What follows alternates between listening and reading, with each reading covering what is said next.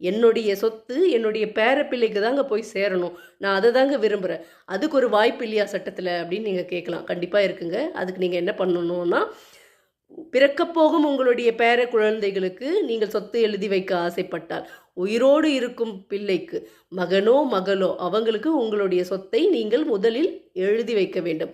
அதாவது என் சொத்து என் மகனை சேரும், எனக்கு பேர பிள்ளை பிறந்த பிறகு அந்த சொத்தின் உரிமை முழுவதும் என்னுடைய பேரப்பிள்ளையின் வசம் சென்றுவிடும் அப்படின்னு நீங்கள் எழுதி வைக்கலாம். அதாவது உயிரோடு இருப்பவருக்கு நீங்கள் எழுதி வைத்தால் அந்த சொத்து செல்லும்.